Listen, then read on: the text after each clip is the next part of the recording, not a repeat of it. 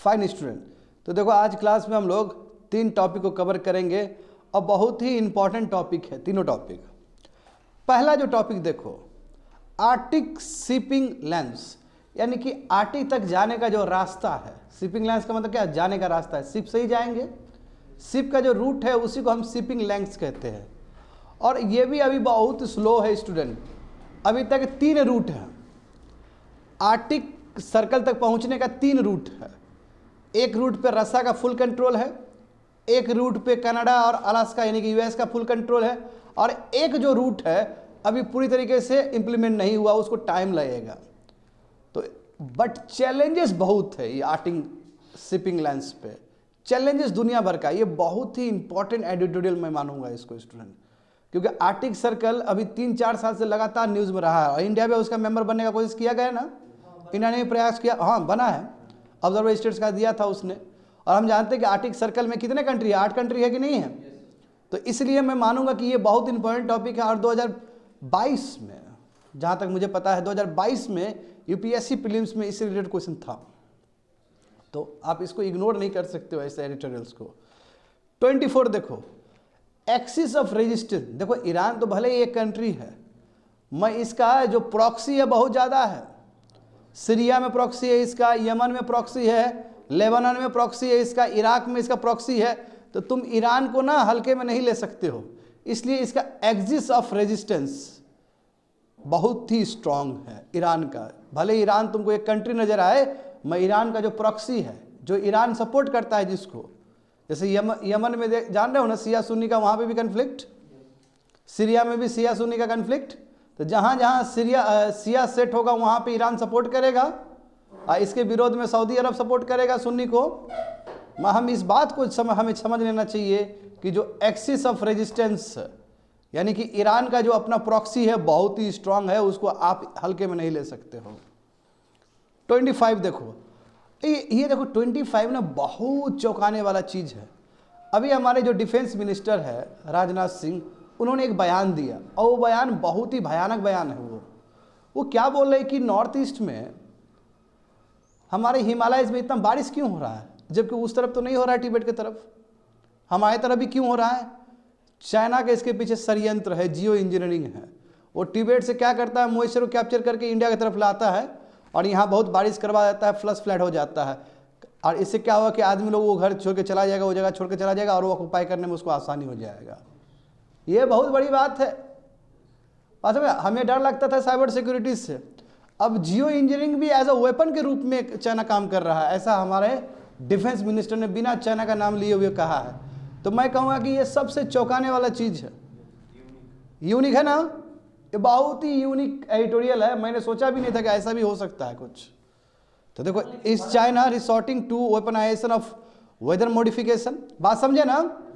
हाँ, तो ये समझना होगा बहुत अच्छे से, क्योंकि इसके ऊपर फिर अब एडिटोरियल बहुत ज़्यादा आएगा। तो 3 एडिटोरियल हम लोग इस क्लास में चर्चा करेंगे। 23 देखो, Arctic shipping lines are slowly opening up, however several concerns remain. GS paper 3 economic development. देखो अब ये यहाँ बैठ सकता है, मैं इससे ज़्यादा बैठेगा तुम्हारा जीएस पेपर 2 में। हाँ, इंडिया से इंटरेस्ट एंड इंटरनेशनल रिलेशन जो है ना, उसमें ज़्यादा अच्छे से बैठेगा। ये किस पेपर में आया था, इकोनॉमिक्स पेपर में आया था 18 जनवरी को 2024 को। तो हाल फिलहाल का न्यूज़ है स्टूडेंट, इस बात को हमें समझ लेना चाहिए अच्छे से। एक एक चीज़ पर बताएंगे यहाँ पे। देखो जो शिपिंग लाइन्स, समझ रहे हो शिपिंग लाइन्स, पहले नीचे जाके एक फिगर देखो, और नीचे जाओ फिगर, हाँ, Arctic shipping remains almost negligible, वहाँ पे एक फिगर नजर आएगा। आया फिगर बच्चा लोग, फिगर नजर आया वहाँ पे। हाँ, इसमें देखो रूट देखो, पहले नॉर्दर्न सी रूट दिख रहा होगा तुम लोग को फिगर में, और उधर नॉर्थ वेस्ट पैसेज दिख रहा होगा, और बीच में ट्रांसपोलर सी रूट दिख रहा होगा जो रेड कलर में दिया गया है। अब इस बात को समझ लो कि अभी तक जो रूट, जो सबसे एक्टिव रूट है वो नॉर्दर्न सी रूट है जाने का, आर्टिक में जाने का, एक्सप्लोर करने का, ये नॉर्दर्न सी रूट है। मैं देख रहा हूँ ना, वो ऑस्ट्रेलिया से क्रॉस, रसिया से क्रॉस हो रहा है ना, रसिया, इसलिए रसिया का फुल कंट्रोल है वहाँ पे। नॉर्थ वेस्टर्न पैसेज देखो, कनाडा है ना, और बगल में अलास्का है। अलास्का मतलब क्या, यूनाइटेड स्टेट्स के अंदर रहेगा। नॉर्थ वेस्ट पैसेज में बोल रहा हूँ, तो वहाँ पे क्या, कौन सा कंट्री का कंट्रोल आ जाएगा, कनाडा और यूनाइटेड स्टेट्स का। और बीच का जो ट्रांसपोलर सी रूट है नॉर्थ पोल जाने का, बीच में आर्टिक जाने का, ये अभी भी पूरी तरीके से फंक्शनल नहीं हुआ, अभी भी टाइम लगेगा। कहोगे कि ऐसा क्यों बोल रहे हैं? देखो वहाँ पे पूरी तरीके से ना आइस बिछा हुआ है, समझे? जब आइस बिछा हुआ है तो शिप को ट्रैवल करने में टाइम नहीं लगेगा जी। उसके लिए शिप के पास आइस ब्रेकर होना पड़ेगा, और यदि तुम आइस ब्रेकर लगाओगे तो बहुत कॉस्टली हो जाएगा शिप, वो इकोनॉमिकली वाइबल नहीं होगा। तो इसलिए, और हाँ, आने वाले समय में 2000 डाउन द लाइन्स 2040 2050 में हो सकता है कि ऊपर का जो आर्टिक सर्कल का जो सी सब है, सॉरी जो आइस है वो पिघल जाएगा, तब रास्ता आसान हो जाएगा। वो तो एक कैटास्ट्रॉफिक ना है जी। यदि वहाँ से आइस पूरा पिघल जाएगा तो वर्ल्ड को तो बहुत बड़ा क्षति होगा। हाँ, ये अलग बात है कि सीपी लाइन्स क्लियर हो जाएगा, एक्सप्लोरेशन बहुत हो, क्योंकि वहाँ पे हाइड्रोकार्बन सब बहुत सारा डिपॉजिट है वहाँ पे। इसलिए तो सब लोग इंटरेस्ट दिखा रहे हैं, सभी लोग, मैक्सिमम कंट्री इसमें पार्टिसिपेट करना चाहता है कि ताकि हम उधर जाएंगे तो हाइड्रोकार्बन वगैरह सब मिलेगा। इसलिए तो बना था आर्टिक काउंसिल, समथिंग बना था ना कुछ 1-2 साल पहले। ये समझ गए ना? अब फिर फर्स्ट पेज में आ जाओ। तो shipping lines are under pressure. अब यहाँ पे देखो पूरा वर्ल्ड में क्या क्या हो रहा है। पूरा वर्ल्ड में जो अभी चीज़ हो रहा है जिसकी वजह से ट्रेड एंड कॉमर्स को बहुत ज़्यादा इम्पैक्ट पड़ रहा है। अब यहाँ पे देखो 7 of the world 10 biggest shipping company, दुनिया का जो 10 बिगेस्ट कंपनी है शिपिंग का, उसमें 7 कंपनी ने बोला कि हम रेड सी से ट्रैवल नहीं करेंगे। जानते हो वही हौदी अटैक जो हो रहा है ना, वहाँ पे हौदी से जो यमनी रेबल ग्रुप है जिसको सपोर्ट मिलता है ईरान से, है ना, वो अटैक कर रहा है कमर्शियल वेसल्स को, गाड़ी सबको, और इंडिया को भी अटैक किया ना। मैं इंडिया ने ये बयान नहीं दिया कि ईरान ने अटैक किया है, सही बात है ना। तो हम देख रहे हैं कि वर्ल्ड में कहाँ कहाँ इम्पैक्ट हो रहा है शिपिंग का। फर्स्ट हो गया, जहाँ तक सवाल है पैनामा कैनाल का, जानते हो वहाँ पे गटुन लेक सूख रहा है, गटुन लेक डिप्लीट हो रहा है। यही कारण है कि देखो 30%, ठीक है, वॉल्यूम ऑफ ट्रेड घट गया है पनामा कैनाल से, जो कि बहुत इंपॉर्टेंट कैनाल है तुम्हारा अटलांटिक और पैसिफिक ओशन को जोड़ने के लिए। अब क्यों घट रहा है? तो जानते हो कि रिजर्वर में जो वाटर होना चाहिए वो डिप्लीट हो गया है। क्यों? गटुन लोग सूख गया इसलिए। तो ये वर्ल्ड का हैपनिंग सब है। अब यहाँ पे देखो, अब चर्चा पे आते हैं जिस चीज़ के लिए एडिटोरियल्स तुम लोग पढ़ रहे हो। जो आर्टिक है ना वो ज़्यादा तप रहा है, और हमेशा हम लोग बात करते हैं इससे रिलेटेड कि इक्वेटोरियल के पट्टी के कंपेयर में या फिर ट्रॉपिकल के पट्टी के कंपेयर में आर्टिक सर्कल हो ज़्यादा तप रहा है, नहीं? अब देखो यदि वर्ल्ड एज अ होल ले तो हम कह सकते हैं कि 1.13 degree Celsius pre industrial level से ज़्यादा तपा है, गर्म हुआ है। प्री इंडस्ट्रियल लेवल में टेम्परेचर लगभग वही 14.5 या 15 डिग्री सेल्सियस था, एवरेज टेम्परेचर में बोला, एवरेज ग्लोबल टेम्परेचर। और अभी तुम्हारा कितना 1.13 डिग्री सेल्सियस बढ़ा, इतना ही लगभग बढ़ा हुआ है। और हमारा कोशिश क्या रहेगा कि 2100 तक, यानी कि ये शताब्दी खत्म होने तक हम क्या करें, टेम्परेचर को किसी तरह 1.5 या 2 डिग्री सेल्सियस तक हम उसको कंट्रोल करके रख ले। इसीलिए पेरिस एग्रीमेंट किए थे, इसीलिए इतना कुछ होता है, एनडीसी वगैरह सब होता है, नेशनली डिटरमाइंड कंट्रीब्यूशन सब। अब बात समझो, सब समझते चलो। हम इस बात को भी हम जानते हैं कि जितना ट्रॉपिकल धरती तप रहा है उसके कंपेयर में आर्टिक सर्कल ज़्यादा तप रहा है। देखो आर्टिक 4 टाइम ज़्यादा तप रहा है as compare to global temperature, global average, समझे। 1978 से उठा के देखो विद्यार्थी, 1978 से उठा के देखोगे तो जो आइस कवर था उसमें प्रत्येक साल लगभग 80,000 स्क्वायर किलोमीटर पर ईयर सूख रहा है, घट रहा है। तो बहुत बड़ा आंकड़ा है जी।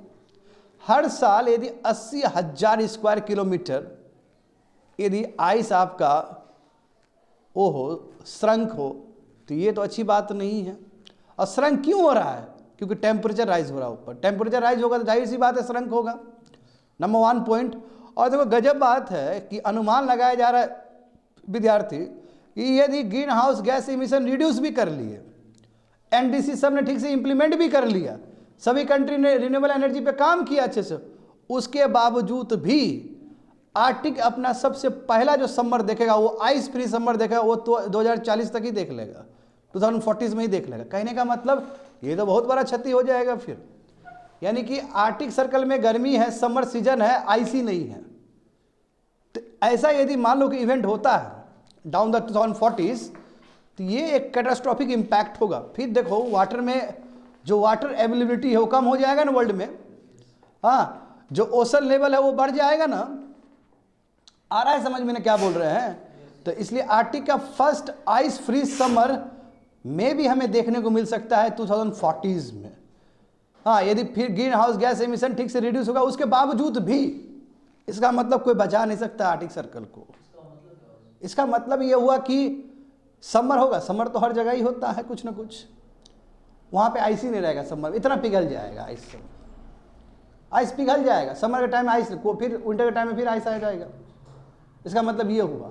मगर हम जानते हैं कि आर्कटिक सर्कल अपने आइस के लिए ही जाना जाता है, अपने ग्लेशियर के लिए ही जाना जाता है। तो ये बहुत ही खतरनाक चीज़ है। हाँ, क्योंकि हम जानते हैं कि यदि उस समय ऐसा स्थिति होगा, आइस पिघल जाएगा, तो हम जानते हैं कि आइस छोटा हो जाएगा, थिन हो जाएगा, पतला हो जाएगा, और कोल्ड वाटर शिपिंग टेक्नोलॉजी जितना एडवांस होगा उतना ही आर्कटिक वाटर को एसेस करना ज़्यादा आसान हो जाएगा, उतना ही नेविगेशन उसमें ईजी हो जाएगा।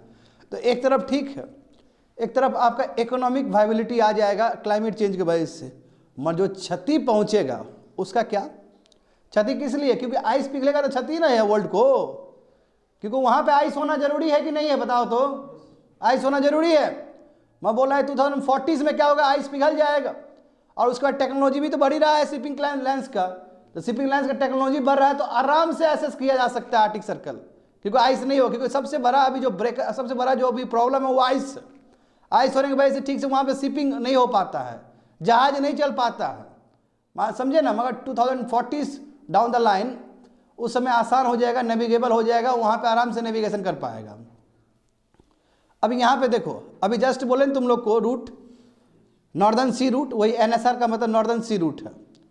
अभी जो सबसे पॉपुलर शिपिंग रूट है आर्कटिक में वो नॉर्दर्न सी रूट है, जिसमें रसा का फुल कंट्रोल है, नंबर 1। अभी इसमें देखो ट्रेड वॉल्यूम कितना ज़्यादा बढ़ा है, लगभग 800% बढ़ा है 2014 से लेकर 2022 तक। यानी कि सबसे ज़्यादा जो ट्रेड वॉल्यूम होता है यहीं से होता है, इसी रूट से होता है, जिसपे रसा का फुल कंट्रोल है स्टूडेंट, नॉर्दर्न सी रूट में, समझे। और रसा चाहता है कि हम आने वाले समय में 10 फोल्ड वॉल्यूम इंक्रीज करें यहाँ पे बाय 2035 तक। यानी कि 2022 में जो लेवल है उस लेवल से हम 10 फोल्ड इंक्रीज करें। इंक्रीज हो भी सकता है, क्योंकि 2014 से लेके 2022 में जो इंक्रीज हुआ है, तो यहाँ से ये नहीं लगता कि दिक्कत होगा। वॉल्यूम ऑफ ट्रेड बहुत ज़्यादा होने वाला है, स्पेशली NSR रूट से। और जितना NSR रूट से ट्रेड होगा उतना ही रसा को फायदा होगा, क्योंकि रसा का फुल कंट्रोल है वहाँ पे। आ रहा है समझ में? बहुत सारा शिपिंग वगैरह होगा, हाइड्रोकार्बन सब है वहाँ पे, डिपोजिट है कि नहीं हाइड्रोकार्बन सब? हाइड्रोकार्बन सब वहाँ से निकाला जाएगा, एक्सपोर्ट किया जाएगा, और भी बहुत सारा चीज़ ट्रेडेड होता है। ट्रेड रूट देखने ना, ट्रेड रूट बहुत जगह है पूरा कंट्री को कनेक्ट करने के लिए।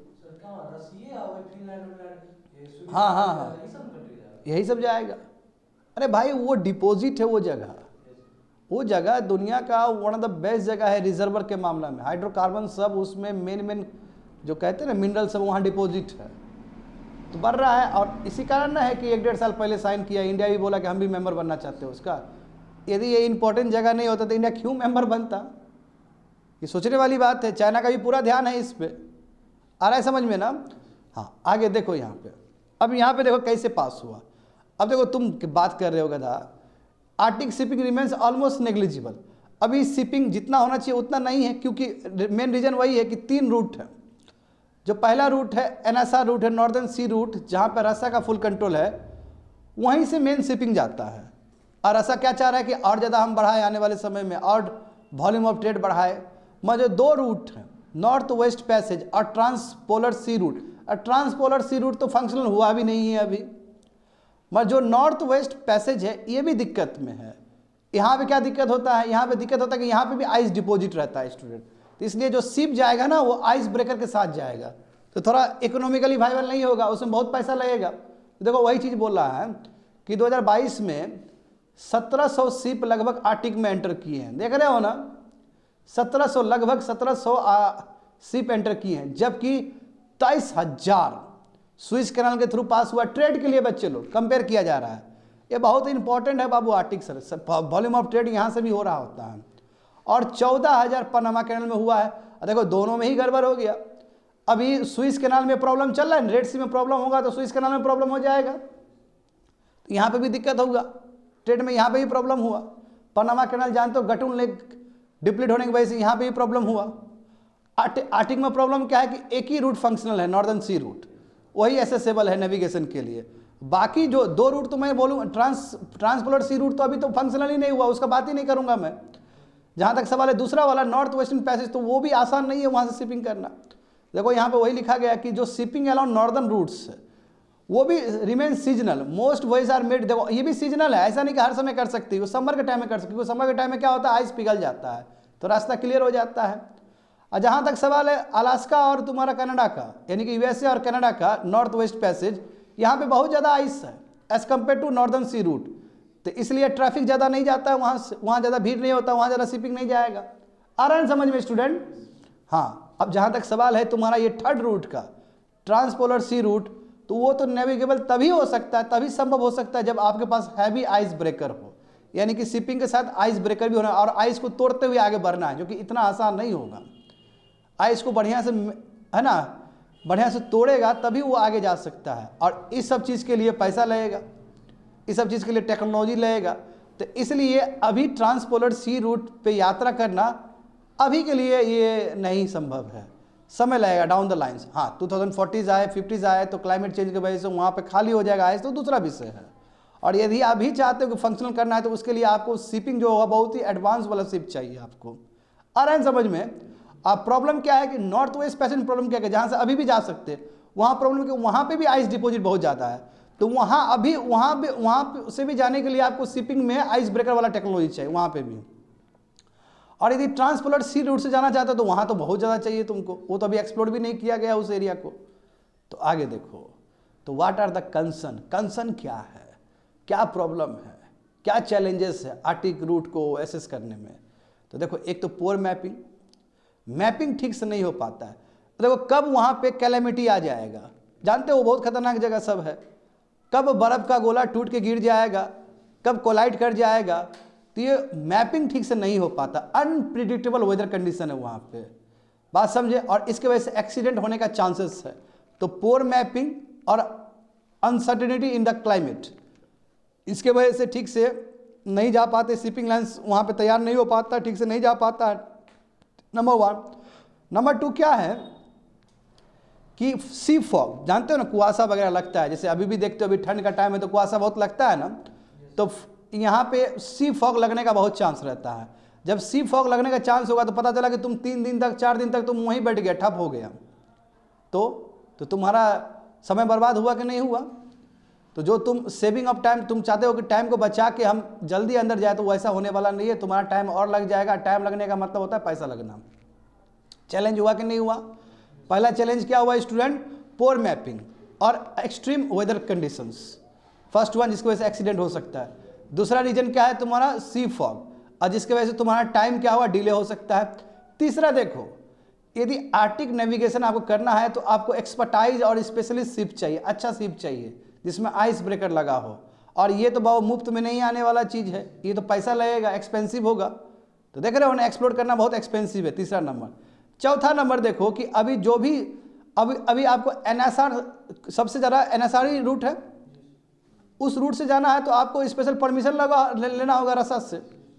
और अब दूसरा वाला जहाँ सब सवाल है एनडब्ल्यूपी से, एनडब्ल्यूपी का मतलब क्या है कि नॉर्थ वेस्ट पैसेज से, तो वहाँ से जाओगे तो कनाडा और अमेरिका का लेना पड़ेगा, मगर कनाडा और अमेरिका का खुद वहाँ पे मतभेद है उस चीज़ को लेके, खुद बहुत सारा डिस्प्यूट है, बात समझे। तो इसलिए यदि किसी को जाना है TSR से जाना है तो उसके लिए वेट करना पड़ेगा कि क्लाइमेट चेंज कुछ कर दे, इसके वजह से जो आइस है वो पिघल जाए, 2040 के बाद वो लाइन क्लियर हो जाए। TSR रूट से जाना है तो आपको वेट करना पड़ेगा, और हम बताएं ना TSR रूट अभी वाइबल नहीं है वहाँ से जाना, क्योंकि वो पूरा आइस बिछा हुआ है।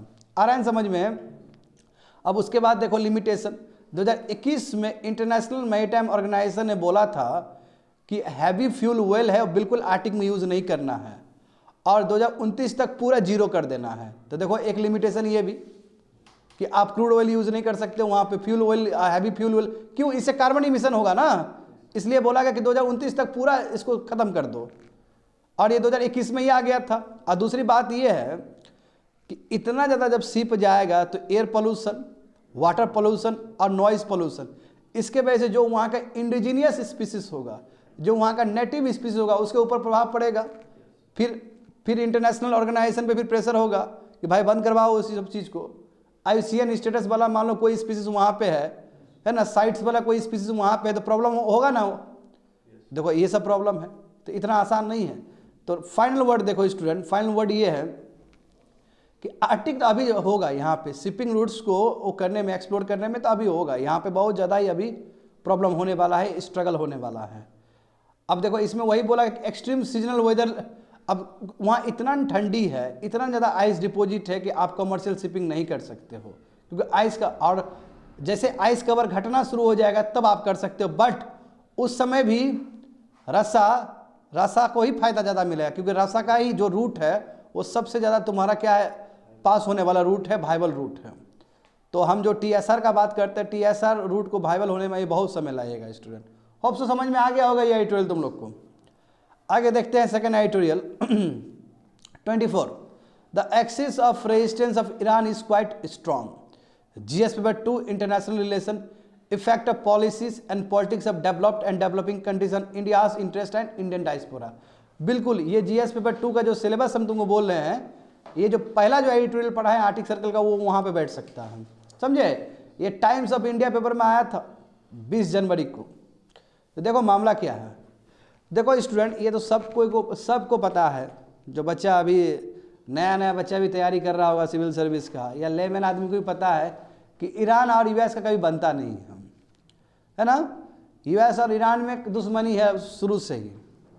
अब इसका सबसे बड़ा रीजन क्या है कि 1979 का वो सबसे बड़ा रिवोल्यूशन, जिसके वजह से ईरान में बहुत बड़ा सत्ता परिवर्तन हो गया।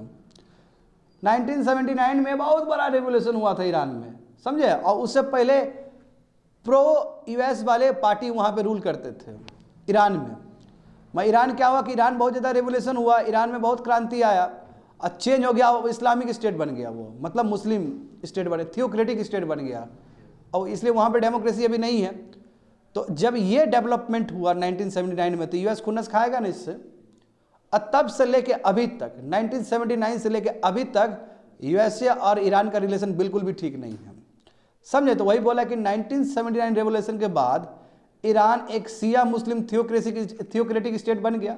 थियोक्रेटिक स्टेट का मतलब क्या कि रिलीजियस आदमी देश को चलाए, उसको थियोक्रेटिक स्टेट कहते हैं, समझे ना। इसलिए तुम लोग को जब ऑप्शनल पढ़ाएंगे हम हिस्ट्री सब, तो उसमें तुमको बताएं कि क्या दिल्ली सल्तनत थियोक्रेटिक स्टेट था, ये सवाल उठता है, समझे ना। ये ऑप्शनल सब में सवाल उठाया जाता है कि थियोक्रेटिक, तो कुछ पक्ष है, कुछ उसका काउंटर अटैक भी है।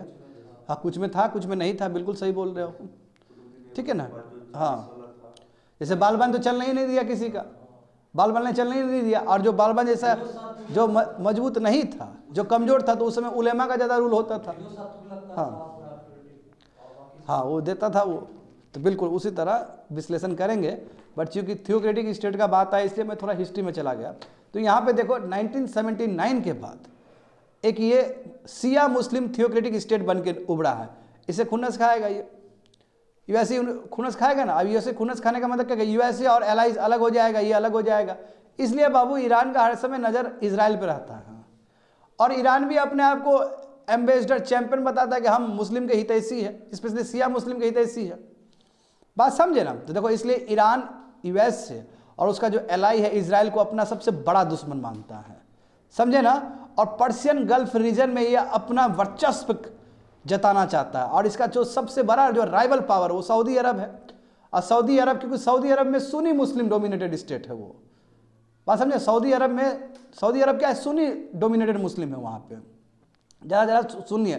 तो मिडल ईस्ट में बच्चे लोग देखोगे जो सबसे बड़ा संघर्ष है इस्लाम का, वो शिया और सुन्नी का संघर्ष है, हम जानते हैं इस बात को, है ना। तो देख, और जानते हैं कि सऊदी अरब लंबा समय तक अमेरिकन एलाई रहा है, अभी जाके थोड़ा मामला अलग हुआ है ना। अभी जाके जानते हो कि वहाँ पे नेचुरल गैस रिजर्वर मिल गया, क्रूड ऑयल रिजर्वर मिल गया, इसलिए USA ने बोला कि अब सऊदी अरब हमको नहीं चाहिए। हम ये भी बात जानते हैं कि लंबा समय तक USA और सऊदी अरब क्या रहा, नेचुरल एलाई रहा है। क्यों? क्योंकि हम जानते हैं कि सऊदी अरब क्या है, सुन्नी मुस्लिम कंट्री है। अब यहाँ पे देखो, तो अब क्या करेगा ईरान, देखो ईरान तुमको देखने में लगेगा पर्शियन गल्फ के बगल में है ना। मैं ईरान वैसा नहीं है, ईरान का प्रेजेंस बहुत ज़्यादा कंट्री में है स्टूडेंट, बात समझो इस बात को। इसलिए ईरान को नलीफाई करना आसान नहीं है, ईरान को कोई इग्नोर नहीं कर सकता है मिडिल ईस्ट में, ईरान का इतना पावर है। तो इसलिए देखो और भी अलाइंस के साथ ईरान क्या ट्रेनिंग दे रहा है, फाइनेंस कर रहा है, एडवाइस कर रहा है, मिलिशिया बना रहा है अलग अलग, समझे, और अलग अलग कंट्री में उसका पूरा वर्चस्व है, अलग अलग फैक्शंस में। अब कैसे कैसे वर्चस्व है तो देखो यहाँ पे तो रिसेंट इंसिडेंट देखो ईरान में क्या क्या हुआ है। 2023 में, दिसंबर 2023 में इसका जो सेपरेटिस्ट ग्रुप था जैश अल अदी, ठीक है, अब ये देखो ईरान और पाकिस्तान बॉर्डर में ऑपरेट कर रहा था, काम कर रहा था, ठीक है, वहाँ पे वर्किंग कर रहा था। तो वो वहाँ का अब वो क्या किया कि पुलिस स्टेशन जो तुम्हारा ईरान में वहाँ पे अटैक कर दिया, ये वाला ये ग्रुप ने, सेपरेटिस्ट ग्रुप ने, समझे, ये सेपरेटिस्ट ग्रुप है। सेपरेटिस्ट ग्रुप मतलब क्या, हमेशा स्टेट के विरोध में रहेगा ये। तो यानी कि ईरान और पाकिस्तान के बॉर्डर में एक जो सेपरेटिस्ट ग्रुप था, नाम क्या है इसका, जैश अल अदी, इसने अटैक कर दिया पुलिस स्टेशन, ईरान के एक पुलिस स्टेशन में अटैक कर दिया जहाँ पे 11 पीपल मरे। और देखो ये घटना हुआ, एक बहुत बड़ा घटना हुआ, यानी कि ईरान को बहुत नुकसान हुआ यहाँ से। दूसरा जो घटना हुआ देखो, 2 सीनियर ईरानियन कमांडर्स सीरिया में मारे गए, और इसलिए ईरान ने ब्लेम किया इजराइल इजराइल का इसके पीछे हाथ है। तीसरा इवेंट देखो, अभी जनवरी का मैं बता रहा हूँ, जनवरी 2024 में ना एक ब्लास्ट हुआ करमन में, जहाँ पे 100 लोग मारे गए, और ये अभी तक का सबसे डेडलीस्ट टेररिस्ट अटैक है ईरान में, समझे। और इस्लामिक स्टेट ने, आईसिस ने, इस्लामिक स्टेट ने इसका रिस्पॉन्सिबिलिटी दिया कि हमने किया है। तो इसका मतलब क्या हुआ कि ईरान में तबाही मच रहा है किसी न किसी रूप में। तो जाहिर सी बात है ईरान क्या करेगा, अपने प्रॉक्सी को और स्ट्रांग करना चाहेगा ताकि वो सबको काउंटर कर सके ठीक से।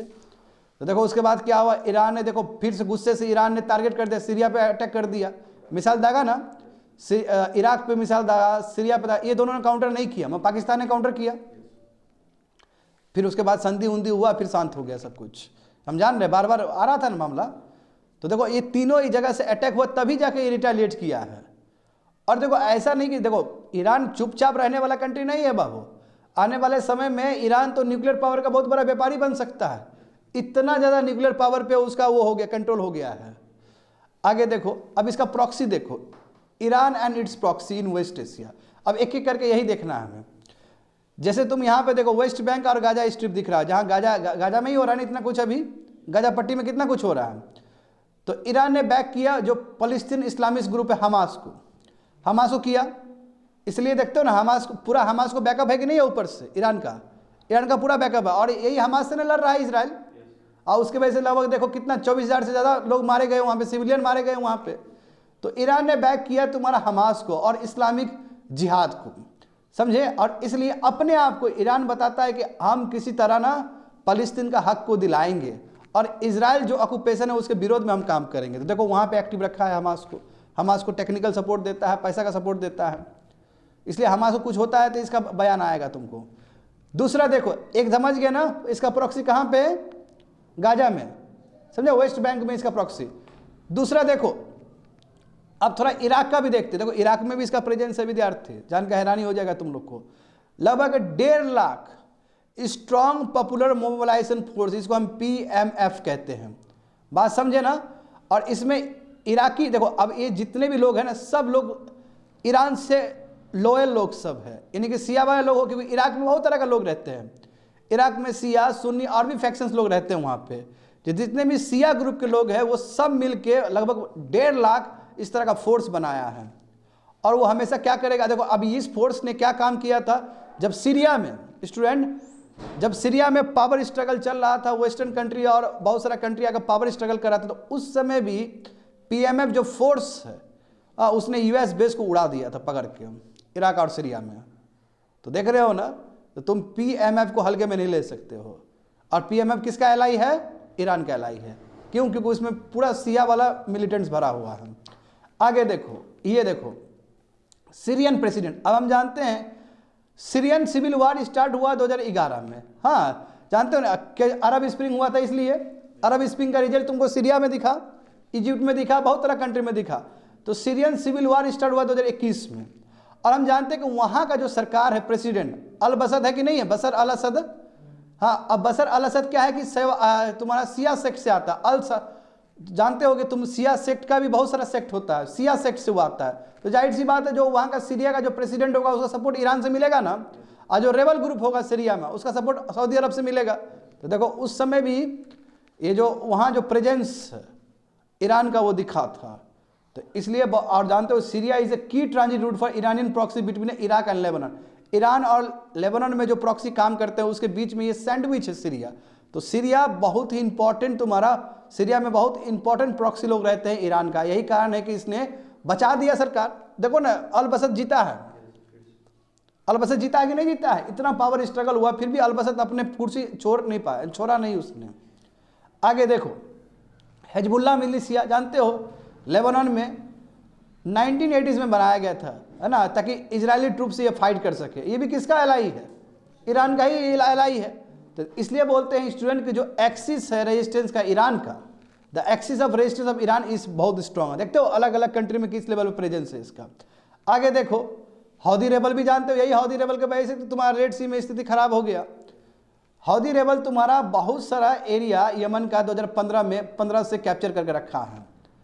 और ये क्या करता है, अभी देखो अभी क्या कर रहा है, बहुत सारा मिसाइल दाग रहा है वहाँ पे रेड सी में। तो हम इसलिए कह सकते हैं कि ईरान को हल्के में नहीं लेना चाहिए, और इंडिया को भी बिल्कुल। इंडिया ने इस बार बहुत सही किया है। पहले तो इंडिया 2018 में जैसे यूनाइटेड स्टेट्स ने ईरान न्यूक्लियर डील से पुल आउट किया तो इंडिया ने बोला ठीक है आप सैंक्शन लगा दिए तो इसके हम व्यापार नहीं करेंगे। बट अब ऐसा इंडिया का स्टैंड नहीं है। अब इंडिया का स्टैंड थोड़ा चेंज हो रहा है, क्योंकि हमें ईरान को बैलेंस करना होगा। देख रहे हो ना ईरान का कितना दबदबा है मिडिल ईस्ट में। और यदि ईरान को तुम उसकी बात देखो, चाइना किस तरह वहाँ पे भर रहा है, चाइना गैप को भर रहा है ना। तो हमें बहुत ही सोच समझ, क्योंकि आने वाले समय में हमारे लिए सबसे बड़ा चैलेंज यही होगा स्टूडेंट, ये कैसे बैलेंस करे ईरान को। यदि ईरान को बैलेंस नहीं करोगे तो हमारा जो अशगाबाद एग्रीमेंट है, हमारा international north south transit corridor है तुम्हारा वेस्टर्न ईस्टर्न यूरोप तक जाने का, याद है ना, INSTC अफगानिस्तान तक जाने का जो एरिया है, सेंट्रल एशिया तक जाने का एरिया, वो हमारा धरा का धरा रह जाएगा। इसलिए ईरान हमारे लिए बहुत इंपॉर्टेंट है। और दूसरी बात है कि 2018 से पहले तक जो क्रूड ऑयल है उसमें 10% ईरान से ही आता था। बात समझे ना, जब से सैंक्शन लगा है हम व्यापार छोड़ दिए। और बहुत बढ़िया बात था कि उस समय क्रेडिट पे आता था, हमें 60 दिन 70 दिन मिलता था, और कई बार हम रुपये में भी ये ट्रांजैक्शन करते थे। तो इतना ज़्यादा फैसिलिटी था हमारे पास, हमने अपना फिंगर खुद ही बंद कर दिया यूएस का लाइन को करने के लिए, यूएस को लाइन को निभाने के लिए। तो ये सब चीज़ नहीं करना चाहिए। इसलिए इस बार हम बहुत ही प्रैक्टिकल अप्रोच से आगे बढ़ रहे हैं। बट हाँ, चैलेंजेस बहुत सारा है। खत्म हो गया ना। देखो 25 देखो, is China resorting to weaponization of weather modification. तो GS paper 3 international security, role of external state and non state actor in creating challenges to internal security. Perfect ये तुम्हारा दिया गया है, समझे ना, ये परफेक्ट सिलेबस दिया गया है जो मैच करता है इससे। ये बिजनेस लाइन पेपर में आया था 20 जनवरी को स्टूडेंट। तो मैटर समझो क्या है मैटर। हमारे डिफेंस मिनिस्टर कौन है? राजनाथ सिंह। उन्होंने बहुत बड़ा बयान दिया है। उन्होंने क्या बयान दिया है देखो, बढ़िया समझो, मैं कोट टू कोट कर रहा हूं उनके बयान को। Climate change in the country is not just a weather related phenomena but the matter is related to national security. देख रहे हो ना, मतलब बोल भी दिए और पता भी चल गया और डायरेक्ट भी नहीं बोले। बोलने का मतलब है कि जो क्लाइमेट चेंज हो रहा है हमारे कंट्री में केवल वेदर रिलेटेड फिनोमेना नहीं है, ये कहीं ना कहीं हमारे इंटरनल सिक्योरिटी से मिला हुआ चीज़ है, इंटरनल सिक्योरिटी से जुड़ा हुआ चीज़ है। अब इस चीज़ को और पहलू को खोलते हैं अभी थोड़ी देर में। इन्होंने चाइना को बताया कि चाइना क्या कर रहा है, वहाँ पे वेदर मॉडिफिकेशन को एज अ वेपन के रूप में यूज़ कर रहा है ताकि उसको स्ट्रेटेजिक गेन हो सके, उसको कुछ लाभ हो सके। जानते हो कि इंडिया और चाइना का बॉर्डर का इशू है, लंबा इशू है ना। गालवान में क्या हुआ था 2020 में, ये भी जानते हो तुम लोग, है ना। ताइवान में क्या होते रहता है ये भी जानते हो तुम लोग। अभी यहाँ पे देखो, बिना चाइना का नाम लिए हुए हमारे डिफेंस मिनिस्टर ने कहा कि जो हमारा बॉर्डर स्टेट है, उत्तराखंड हो गया, हिमाचल प्रदेश हो गया, सिक्किम हो गया या लद्दाख हो गया, यहाँ पे नेचुरल डिजास्टर बढ़ते चले जा रहे हैं। जबकि उधर उस साइड तिब्बत के साइड में वहाँ तो नहीं बढ़ रहा है उतना, हाँ वहाँ बढ़ नहीं रहा है। क्यों? हमारे स्टेट में ही इतना ज़्यादा नेचुरल डिजास्टर हो रहा है। तो इसलिए हम इस चीज़ को इग्नोर नहीं कर सकते, इसका जांच पड़ताल होना चाहिए ठीक से। सही बात है, होना चाहिए ना स्टूडेंट। तो इधर क्यों नहीं हो रहा? आखिर तिब्बत तो बहुत बड़ा है, उधर भी बड़ा है, इधर भी बड़ा है, सब हिमालय का पट्टी है, तो इधर ही क्यों हो रहा है इतना डिजास्टर? देखो सिक्किम में कितना बड़ा फ्लड आया, उत्तराखंड में कितना कुछ होता है, तो इधर ही क्यों हो रहा है? अब यहाँ पे देखो, defence ministry is monitoring Jio engineering vision of China. देख रहे हो ना, देखो चाइना बहुत एडवांस है हर चीज़ में। जियो इंजीनियरिंग जानते हो ना, क्लाइमेट में जियो इंजीनियरिंग का मतलब क्या है? एरोसेल इजेक्ट कर दिए तो कई बार cloud seeding is also example of geo engineering, जो पाकिस्तान ने किया था लाहौर में, ठीक है। और हम भी कोशिश कर रहे थे कि दिल्ली में करें ताकि पॉल्यूशन का जो प्रॉब्लम है उससे हम निजात पा सके। तो जियो इंजीनियरिंग प्रोसेस जिसकी वजह से हम क्लाइमेट चेंज से लड़ सकते हैं। कभी हम एरोसोल ऊपर में हम डाल देंगे तो क्या होगा, बारिश हो जाएगा तो पोल्यूशन नीचे गिर जाएगा। कई बार क्या है कि हम बहुत सारा यूज़ करके जो सनलाइट आ रहा है उसको डिफ्लेक्ट कर देंगे। तो all are the parts of geo engineering. और जियो इंजीनियरिंग में चाइना बहुत आगे है, मैं अभी थोड़ी देर में बताऊंगा। जियो इंजीनियरिंग में चाइना बहुत आगे, उसके लिए उसने एक स्पेशलाइज्ड डिपार्टमेंट बना रखा है। बात समझे? तो यहाँ पे देखो हमारे जो नेशनल सिक्योरिटी काउंसिल सेक्रेटेरिएट है उसने कहा कि ये वेदर ऑर्गेनाइजेशन के रूप में चाइना यूज़ कर रहा है। बात समझे? ये चाइना का स्ट्रैटेजिक कैपेसिटी है, प्रोजेक्ट पे तैयारी कर रहा है ये लोग, समझे ना। They are monitoring. इसलिए हमारे इंडियन लोग जो है, हमारे जो काउंसिल है, वो चाइना का जियो इंजीनियरिंग विजन को बहुत अच्छे से मॉनिटर कर रहे हैं, अच्छे से देख रहे हैं कि भाई चाइना कुछ गड़बड़ तो नहीं कर रहा है। तो पहले देखते कि ये क्या है। क्या बेजिंग में बहुत बड़ा सेंटर है बच्चे लोग, समझे? जियो इंजीनियरिंग के ऊपर बहुत बड़ा सेंटर है बेजिंग में, जहाँ पे 37,000 एम्प्लॉयज़ काम करते हैं। देख रहे हो 37,000 एम्प्लॉयज़। तो Beijing weather modification office BWMO, जहाँ पे 37,000 एम्प्लॉयज़ काम करते हैं। और इनका काम क्या है? सबका यही काम है, वही स्ट्रैटेजिक इम्प्लीकेशन। जो भी काम करेंगे इसका स्ट्रैटेजी पे असर पड़ेगा, समझ गए? जैसे देखो एग्जाम्पल देखो, क्लाउड सीडिंग से लेके कोई रीजन में डीपॉपुलेट करना, यानी कि वहाँ पे तुम फ्लड दिलवा दो, वहाँ पे बहुत ज़्यादा वर्षा करवा दो, आदमी अपने आप घर छोड़ के भाग जाएगा।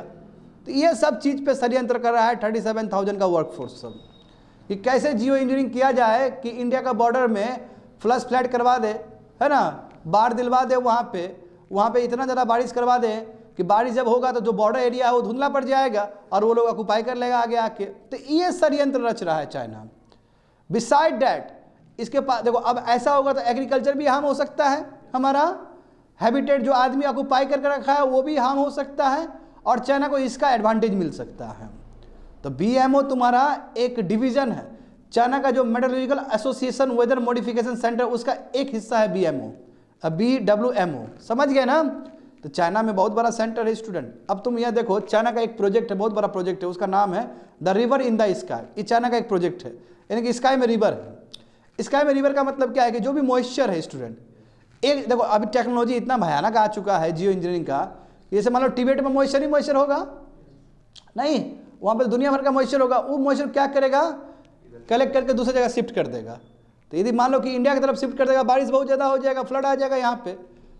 तो ये देखो कि जो चाइना का जो प्रोजेक्ट है रिवर इन द स्काई, उसमें होता क्या है कि मॉइस्चर जो एटमॉस्फेयर से कैप्चर किया जाता है और उस ज्योग्राफी पे ट्रांसमिट किया जाता है, उस ज्योग्राफी पे शिफ्ट किया जाता है जहाँ पे उसको चाहिए, जहाँ पे उसको करना है और कुछ ना कुछ रिजल्ट हो। इसलिए तो चाइना क्या, बोलने का मतलब क्या है, बोलने का मतलब ये है कि चाइना क्या करेगा, टिबेट से मॉइस्चर जो अकुमुलेट होगा उसको शिफ्ट करके इंडिया की तरफ ला देगा और यहाँ पे बारिश करवा देगा वो।